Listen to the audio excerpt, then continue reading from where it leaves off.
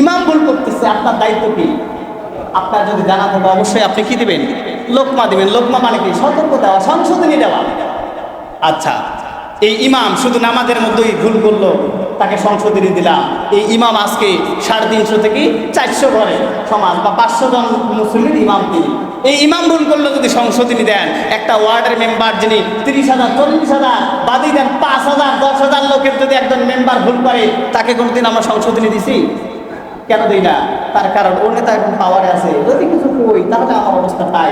এই চিন্তায় যদি আপনি যদি লোকমা না দেন, তাকে যদি সংশোধনী না দেন, এখন চিন্তা করে ইমাম ভুল করলে লোকমা না দিলে যদি নামাজ না হয়, এই চিন্তায় যদি ইমামকে লোকমা দেন, তাহলে আজকে একটা ওয়ার্ডের মেম্বার যদি ভুল করে, তাকে যদি সংশোধনী না দেন, লোকমা না দেন, আপনার ইমাম চলে যাওয়ার সম্ভাবনা থাকবে। কোনটা আপনার জন্য জরুরি? তাহলে অবশ্যই আপনাকে ওই ওয়ার্ডের মেম্বারকেও সংশোধনী দিতে হবে, লোকমা দিতে হবে। এই কাজটা অন্যায়, এই কাজ করা যাবে না। এরপরেও যদি না মানে, ওই ওয়ার্ড মেম্বারকে আমরা চাই না, ঠিক না? ওই মেম্বার দরকার আছে। তাহলে ইমাম যদি ভুল করে, তাকে লোকমা দিলে, যদি লোকমা না নেয়, ইমামকে রাখবেন আপনারা? রাখবেন? আল্লাযীনা হুম আন সালাতিহিম সাহুন, যারা নামাজের ব্যাপারে গাফেল। আসেন 4 নাম্বার, ইমামকে আপনি লোকমা দিচ্ছেন, আপনি একই ভুল বারবার শুধরে দিচ্ছেন, ইমাম নিচ্ছে না। ইমাম মনে করতেছে আমি যেহেতু লিডার, আমি যা পড়বো তাই আপনাদেরকে পড়তে হবে। এই চিন্তায় যদি ইমাম আগায়, আপনি ইমামকে রাখবেন নাকি বের করে দিবেন? হ্যাঁ, এরপর রাখবেন? বের করে দিবেন। কেন? তার ওই ইমাম ভুল করে বারবার সংশোধনী দেওয়ার পরে যদি না নেয়, ওই ইমামের দরকার নেই আমাদের। তাহলে একজন মেম্বার, একজন এমপি, একজন মন্ত্রী, রাষ্ট্রপ্রধান সরকারকে বারবার সংশোধনী দেওয়ার পরে যদি সংশোধন না হয়, তাহলে ওই সকল এমপি, মন্ত্রী, ওয়ার্ডের মেম্বার, কাউন্সিলর একটারও দরকার নাই। যারা সংশোধনী নিবে, কোরআন দিয়ে আইন পাস করবে, কোরআন দিয়ে ওয়ার্ড থেকে রাষ্ট্র পর্যন্ত পরিচালনা করবে, আগামীতে ওই সকল নেতাদেরকে বসাইতে হবে। এর বাইরে এই ভুল ভাল যারা নেতা বক্তব্য দিচ্ছে, তাদেরকে যদি সাপোর্ট করেন, যারা বলে শরিয়া আইনের প্রয়োজন নাই, যারা বলে এই রাষ্ট্রে শরিয়া আইন চলে না, এই সকল নেতাদেরকে সাপোর্ট করলে ওই নেতাও জাহান্নামে যাবে, কর্মীরাও জাহান্নামে যাবে। আপনি মানেন আর নাই মানেন, আপনাকে এটা মানতেই হবে। কারণ বিধান, সংবিধান কে দিয়েছে? সংবিধান কে দিয়েছে? আপনারা আজকে যারা বলতেছেন শরিয়া এই দেশে চলে না, তাহলে এই দেশ কি আপনার নেতার আদর্শ দিয়ে চলবে?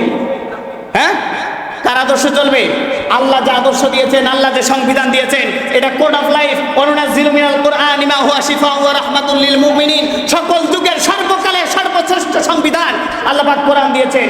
এই সংবিধানের মধ্যে আছে সব কিছু, আল্লাহ পাক কোড করে দিয়েছেন। সকল যুগে যে সময় যাবেন, সেই যুগের আপনি সমস্যার সমাধান পাবেন। তাহলে আজকে তারা বলে এই রাষ্ট্রের মধ্যে শরিয়া আইন চলে না, আমরা শরিয়া আইনে বিশ্বাসী না, ওদের ঈমান আছে? আছে ঈমান? যারা আজকে শরিয়া আইনে বলে আমরা শরিয়া আইন বিশ্বাস করি না, 100% লেগে নিয়ে যান ওয়াল্লাম ইয়াহকুম বিমা আনজালাল্লাহু ফাউলাইকা হুমুল কাফিরুন। কাফেরদের যেমন ঈমান নাই, এরা ঈমানদার দাবি করলে এদের ঈমান চলে গেছে গেছে গেছে, ঠিক না? হয় না? আরেকটু জোরে বলেন, এদের ঈমান। যারা বলে শরিয়া আইন আমরা বিশ্বাস করি না, এদের ঈমান, এদের ঈমান কে বললেন? কে বলছেন? আল্লাহ বললেন। তাহলে এই নেতাদেরকে যারা সাপোর্ট করবে, হ্যাঁ ঠিকই বলছে, আমার নেতা ঠিকই বলছে, এদেরকে যারা সাপোর্ট করবে, এদের ঈমান আছে? হ্যাঁ, এদের ঈমানও থাকবে না। এই জন্য যারা ওই সকল নেতাদেরকে যারা সাপোর্ট করেন, সমর্থন করেন, ক্ষমতার মসনদে নিয়ে যাওয়ার জন্য চিন্তা করতেছেন, একটু চিন্তা করেন, তাদেরকে নিয়ে গেলে, তাদেরকে সমর্থন করলে আমারও ঈমান যে চলে যাবে, আপনি টেরও পাবেন, ঠিক না? ঠিক না? এই জন্য আমরা ওই সকল নেতাদেরকে আর সাপোর্ট করব? করা যাবে? করা যাবে? আবার আর এক নেতা বক্তব্য দিচ্ছে, আমাদেরকে সচেতন থাকতে হবে, সজাগ থাকতে হবে। রাষ্ট্রের মধ্যে মৌলবাদীরা যেন অভয়ারণ্যে চলতে না পায়। অভয়ারণ্য অর্থ কি? তারা নির্ভয়ে বসবাস করতে না পায়। এখন চিন্তা করেন, তারা বলতেছে মৌলবাদ, তারা কাদেরকে বোঝায়? হ্যাঁ, মৌল মানে মৌল মানে কি? মূলবাদী। তাহলে মূলে আছে কি? কি আছে? আরেকটু জোরে বলেন। আমাদের সংবিধান কি? এটাই তো আমাদের মূল কিতাব। মূলে আছেন আল্লাহ, মূলে আছেন আল্লাহ রাসূল সাল্লাল্লাহু আলাইহি সাল্লাম, মূলে আছেন নামাজ, মূলে আছেন রোজা, সব কিছু আছে মূলে। আপনারা যারা বলতেছেন মৌলবাদীদেরকে অভয়ারণ্যে চলতে দেওয়া যাবে না, তার মানে মৌলবাদীরা এই রাষ্ট্রে নির্ভয় চলতে পারবে না, আপনি কি বুঝাইতে চাচ্ছেন? এই মৌলবাদী ছাড়া আপনার মায়ের বিয়ে হয়নি, ঠিক না? এই মৌলবাদী যদি বিয়ে না পড়াই তো আপনি জারজ। আপনি কাকে মৌলবাদী আজকে বলেন? যে মৌলবাদী বলে আজকে গালি দিচ্ছেন, এই মৌলবাদীর কারণে আপনি আজকে যার সন্তান থেকে বেঁচে গেছেন, মরার পরে আপনার জানাজার ইমামতি করবে এই মৌলবাদীরা, ঠিক না? আপনি যাদের বিরোধিতা করছেন একটু লিখে রাখেন। আপনি আমি সচেতন যদি না হই, এই মৌলবাদীরা বুঝাইতে যাচ্ছে যাতে করে আলেমরা যাতে করে ক্ষমতার মসনদে বসতে না পারে। তার কারণ আলেম ওলামারা যদি ক্ষমতার মসনদে বসে, তাদের বড় বড়